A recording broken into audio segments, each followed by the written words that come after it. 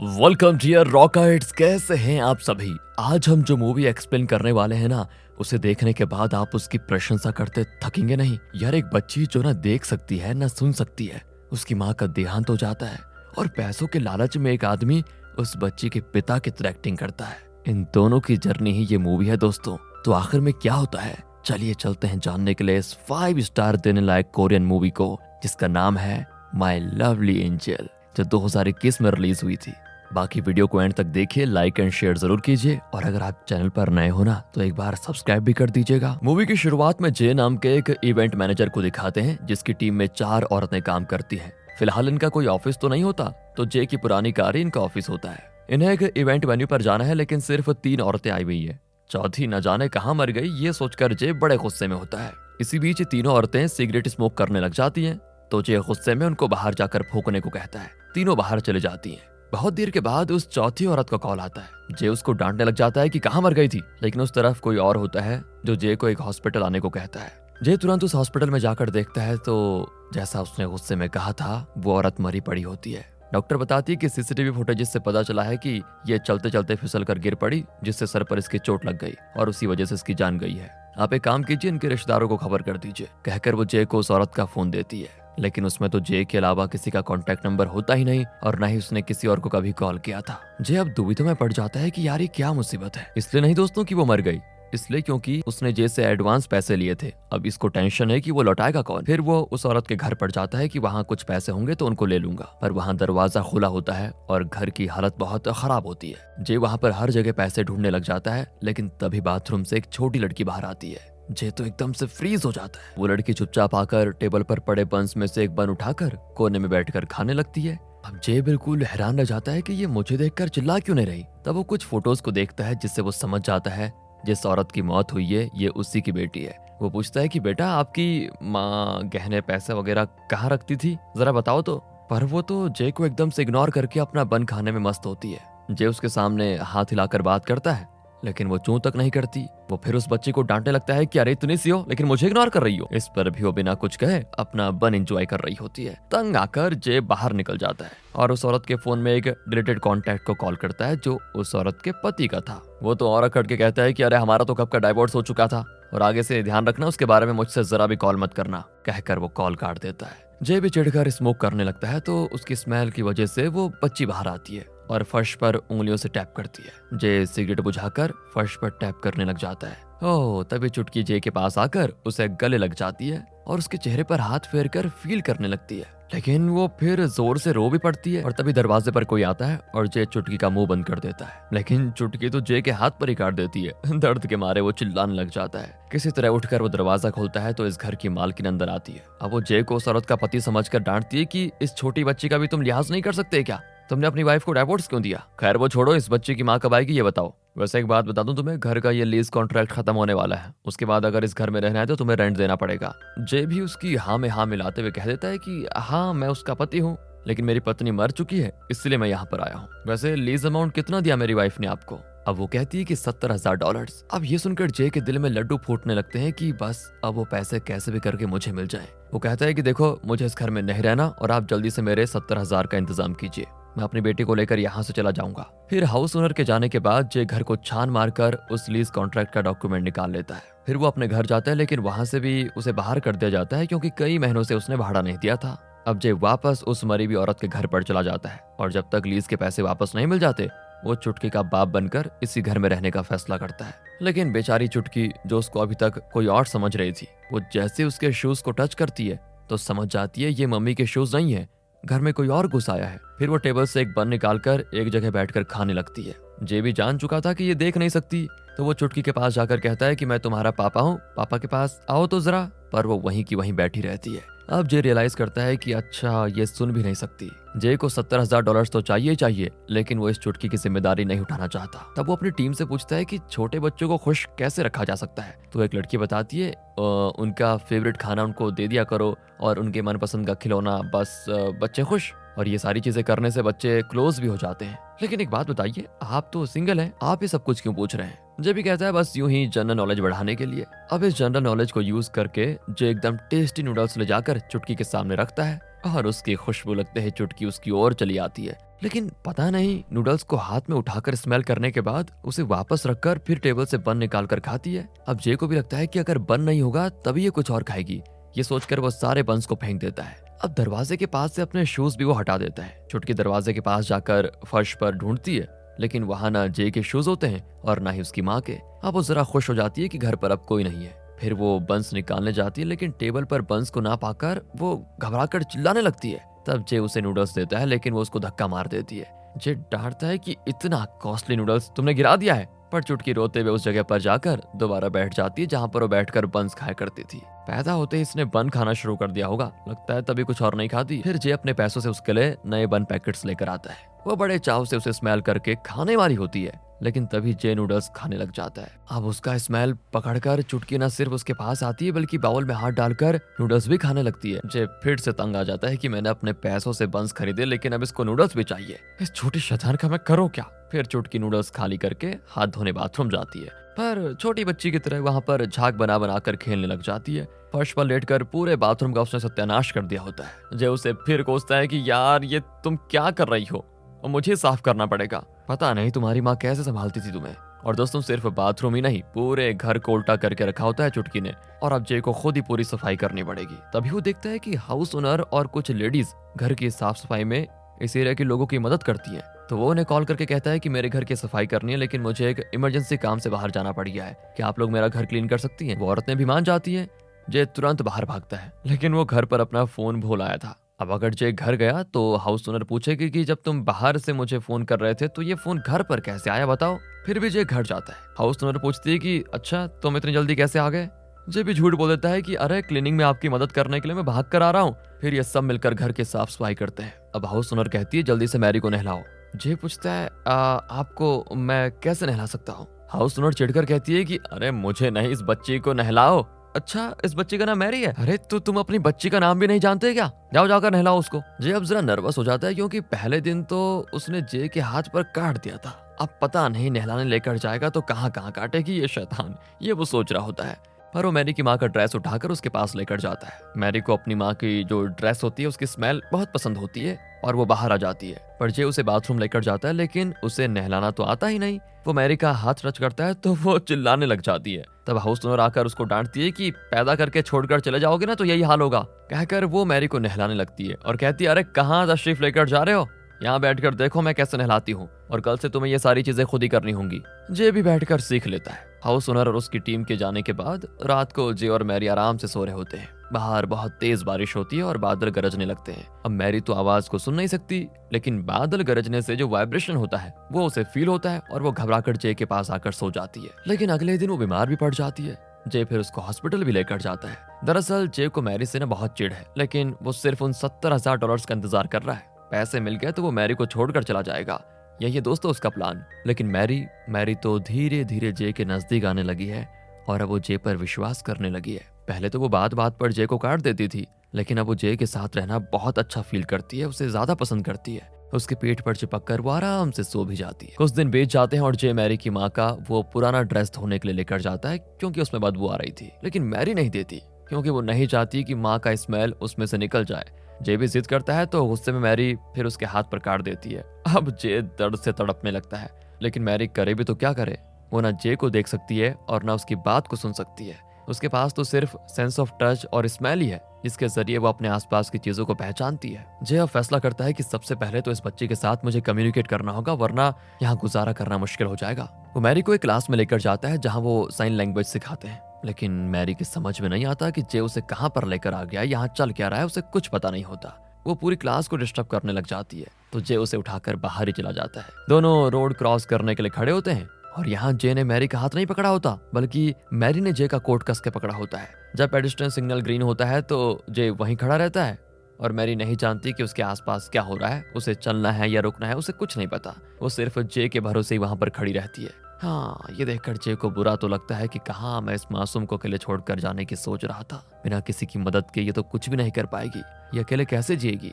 ये सब सोचकर जे के अंदर थोड़ा फीलिंग्स आ जाती हैं और वो मैरी के हाथ से अपना कोट छुड़ाता है और उसे अपनी उंगली पकड़ने के लिए देता है। फिर वो कोरियन लेटर्स के ब्लॉक्स खरीदता है। एक एक करके मैरी को लेटर्स को फील करवाता है और पापा शब्द के लेटर्स उसको सिखाता है। वो मैरी के हाथ में उन लेटर्स को ड्रॉ करके उसे समझाता है कि इस शेप के लेटर्स को निकालो, उसको निकालो। मैरी भी बहुत जल्दी सीख जाती है और पापा शब्द को फॉर्म कर लेती है। हाँ, ये देखकर जे की खुशी का ठिकाना नहीं होता। जब भी वो सही जवाब देती है तो जे उसे उसका फेवरेट बन देता है, जिसे वो बड़े चाव से बहुत अच्छे तरीके से और क्यूटली खाने लग जाती है। इसी बीच कोर्ट ऑर्डर के अनुसार कुछ लोग घर की चीजों को जब्त करने के लिए आते हैं, क्योंकि मैरी की माँ ने बैंक से बहुत ज्यादा उधार ले रखा था। वो जे से पूछते हैं कि तुम कौन हो? वो कहता है कि मैं उसका पति हूँ। इस पर वो जे के लैपटॉप को भी जब्त कर लेते हैं। उससे भी शॉकिंग बात यह होती है कि उधार चुकाने के लिए जे को घर की लीज अमाउंट भी उन्हें सौंपनी होगी।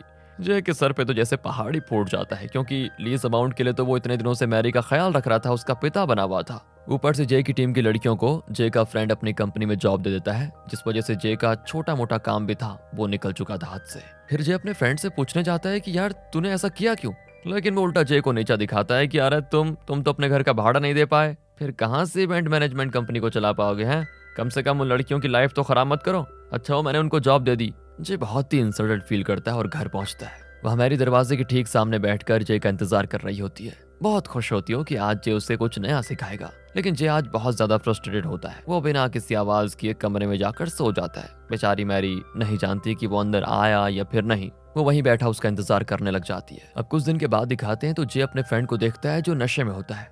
गुस्से में जे उसे खूब पीट कर घर आ जाता है। मैरी सो रही थी। अब जे का बटुआ लगभग खाली हो चुका था, तो परेशान होकर वो मैरी की माँ का मोबाइल देखने जाता है। उसमें मैरी की एक आंटी के चैट मैसेजेस को देखकर वो समझ जाता है कि मैरी की माँ ने उस आंटी को $30,000 दिए थे। अब जे कैसे भी करके उन पैसों को वसूल करना चाहता है। बस फिर क्या था, लग जाता है वो आंटी को ढूंढने में।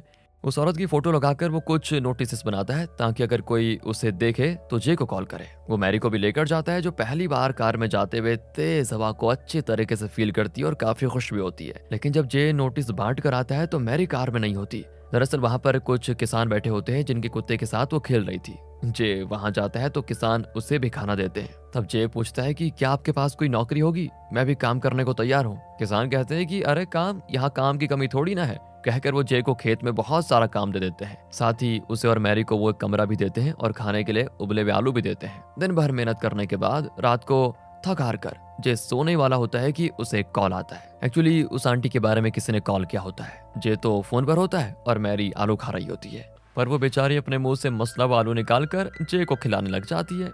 जे भी उसको डांटता है कि जी मैं नहीं खा रहा तुम्हारा जूठा, प्लीज तंग मत करो। कहकर वो फोन लेकर बाहर चला जाता है, पर बेचारी मैरी नहीं जानती कि वो जा चुका है और वो उसे खिलाने के लिए हाथ बढ़ाती है। उसे ना पाकर उदास हो जाती है बेचारी। अगले दिन आंटी की तलाश में दोनों निकल पड़ते हैं। रास्ते में तरबूज के खेत होते हैं, तो जे खेत में घुसकर हर तरबूज में छेद करके टेस्ट करता है और जो सबसे टेस्टी होता है उसे काट कर वो मैरी के लिए लेकर आता है। वो नहीं जानता था कि वहाँ सीसीटीवी कैमरा लगे हुए हैं जिसमें सब कुछ रिकॉर्ड हो चुका है। एक जगह वो बैठकर मैरी को सिखाता है कि बीज को थूक दो, लेकिन मैरी तरबूज खाकर बीज को तो जे के मुंह पे ही थूक देती है। बच्ची जो ठहरी। और ये जे भी कम नहीं है, ये भी फल के बीज को मैरी के मुंह पे थूक देता है। बेवकूफ कहीं का। दोनों एक दूसरे पर थूक कर खेलने लग जाते हैं। वाह। फिर वो मैरी का हाथ पकड़कर तरबूज को टच करवाता है और उसके हाथ पर तरबूज शब्द लिखता है। अब मैरी उसकी बात समझ जाती है और जे के हाथ में वही शब्द लिखती है। अरे वाह, तुम तो बहुत स्मार्ट हो, ये कहकर जे उसके सर पर प्यार से हाथ फेरता है पहली बार। इस पर मैरी भी बड़ी खुश होती है। तभी वहां पर एक औरत आती है। दरअसल ये उस तरबूज फार्म की ओनर है जहां से इन्होंने तरबूज चुराए थे। जे कहता है माफ कर दीजिए, बच्ची मांग रही थी तो एक तरबूज चुरा लिया मैंने। लेकिन वो सीसीटीवी फुटेज दिखाकर कहती है अच्छा, एक होता तो मैं छोड़ भी देती, लेकिन तुमने तो टेस्ट करने के लिए सारे तरबूजों में छेद कर दिया है, उसकी भरपाई कौन करेगा? अब चुपचाप मेरे फार्म में एक दिन काम करो, अब समझे, वरना पुलिस में कंप्लेन कर दूंगी। जे भी मान जाता है और उनके फार्म में काम करने लगता है। काम के बाद जे और मैरी गाड़ी में आराम कर रहे होते हैं। बारिश होने लगती है। मैरी बारिश में भीगना चाहती है, लेकिन जे मना कर देता है क्योंकि बीमार पड़ सकती है ना। पर मैरी की उदासी को देखकर जे से रहा नहीं जाता और वो मैरी को रेनकोट पहनाकर उसको लेकर बाहर आ जाता है। मैरी खूब एंजॉय करती है। वो गीली मिट्टी को फील करती है।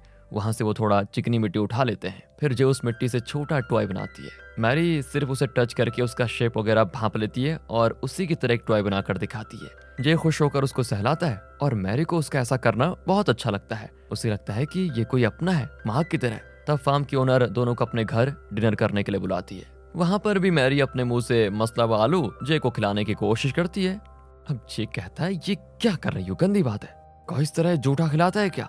ये देखकर फार्म ओनर के पिता कहते हैं मुझे लगता है इस बच्ची को तुमसे बहुत लगाव है, जे पूछता है अच्छा ये आप कैसे कह सकते हैं। अब वो कहते हैं कि पक्षियों में जो माँ होती है वो दूर दूर तक जाकर अपने बच्चों के लिए खाना लाती है, और वो भी अपने मुंह में चबाकर। और बच्चों के लिए जूठा नहीं होता, बल्कि ये उस माँ का प्यार है, जिस वजह से वो खाना चबाकर बच्चों को देती है ताकि उन्हें खाने में तकलीफ ना हो। उसी तरह ये बच्ची भी तुमसे बहुत ज्यादा प्यार करती है, इसीलिए ऐसा कर रही है। सच बताऊं तो वो तुम्हारी बहुत केयर करती है। अब जे की समझ में नहीं आता कि मैरी उसके साथ इतना अटैच्ड क्यों हो गई है। हालांकि वो मैरी का पिता तो है नहीं।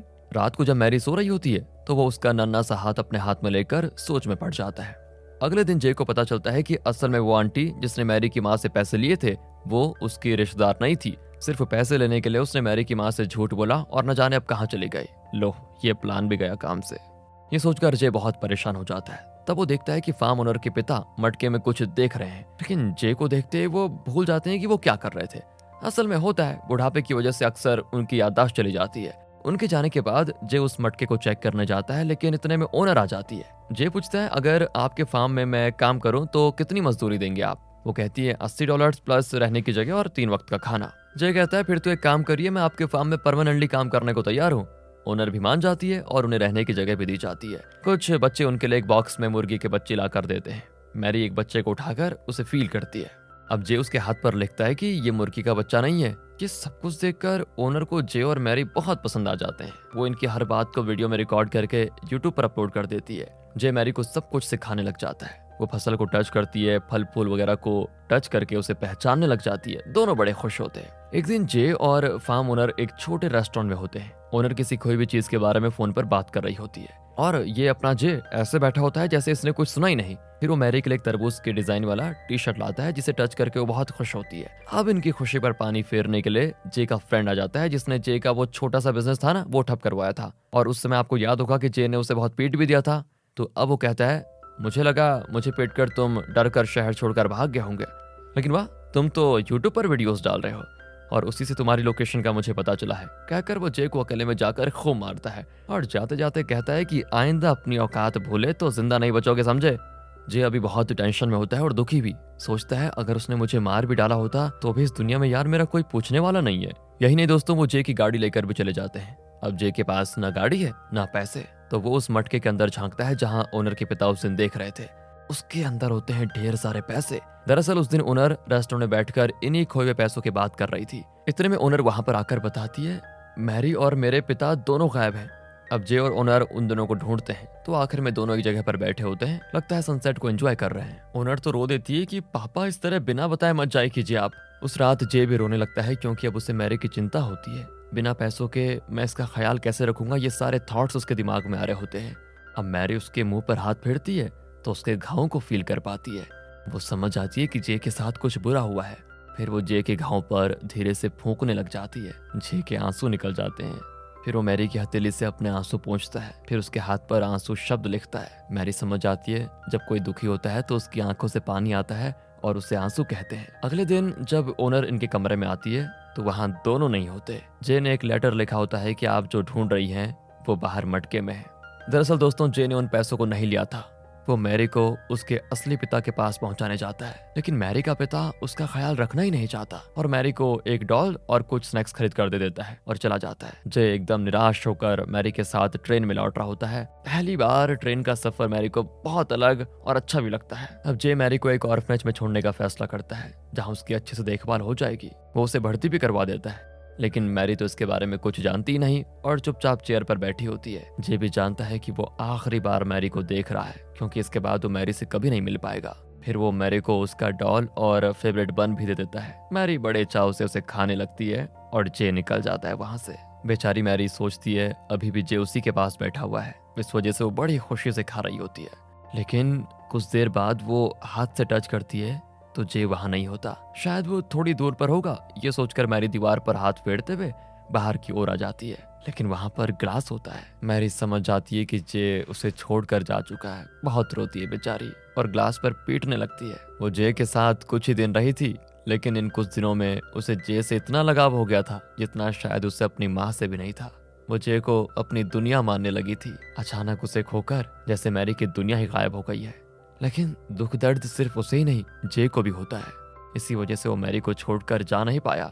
वो ग्लास के उस तरफ से मैरी को रोते हुए देखता है। हालांकि जब मैरी उसके साथ थी तो हमेशा हंसती रहती थी, बड़ी खुश थी वो। पर जे से बर्दाश्त नहीं होता कि वो इतना पत्थर दिल हो गया है कि एक मासूम को छोड़कर जाने लगा। वो दरवाजा खोलकर अंदर आ जाता है और मैरी के चेहरे को अपनी हथेलियों में ले लेता है। और जे का टच मैरी बखूबी जानती थी। तब जाकर उसे तसल्ली होती है कि जे इधर ही है। लेकिन फिर भी वो जे को गुस्से में मारने लगती है, क्योंकि वो मैरी को छोड़कर एक तरफ से चला ही गया था। वो अपने आंसुओं को उंगली में लेकर जे के हाथ में आंसू शब्द लिखती है। वो जे को बताना चाहती है कि मैं कितनी दुखी थी, इसलिए मेरे आंसू निकल रहे हैं। जे भी बहुत इमोशनल हो जाता है और तब मैरी अपने सर को टच करके ये पूछने की कोशिश करती है कि मेरा नाम क्या है। वो इसीलिए ऐसा कर रही है क्योंकि जे ने उसे हर चीज को टच करवाकर उसका शेप भापना सिखाया है कि वो क्या चीज है। इसीलिए अब वो पूछती है मैं कौन हूँ। तब जे उसके हाथ पर उसका नाम लिखता है, मैरी। फिर मैरी जे के हाथ पर उसी तरह अपना नाम लिखती है। तुम सच में बहुत स्मार्ट हो बेटा, कहकर जे उसे सहलाता है। मैरी जे को टच करती है और पूछती है तुम कौन हो। ओहो, इस पर रे रो पड़ता है यार। उसकी समझ में नहीं आता कि वो क्या कहे। फिर वो मैरी के हाथ में कुछ लिखता है और जैसा वो हमेशा करती थी, इस बार भी जे ने जो शब्द लिखा था उसे मैरी जे के हाथ में फिर लिखती है और वो शब्द होता है पापा। जे अब खुद को मैरी का पापा मानता है और उसे अपनी बेटी मानकर वादा करता है कि अब मैं तुमसे कभी अलग नहीं होऊंगा बेटी। वो मैरी को गले लगा लेता है और मैरी बहुत खुश होती है। और इसी हैप्पी एंडिंग के साथ दोस्तों ये मूवी यहाँ पर खत्म होती है। अगर सच में यार ये स्टोरी आपको अच्छी लगी हो ना, एक्सप्लेनेशन अच्छा लगा हो, तो लाइक और चैनल को सब्सक्राइब कर दीजिए। मिलते हैं ऐसी फील गुड मूवी के साथ, तब तक के लिए ध्यान रखेगा अपना। And finally thanks for watching.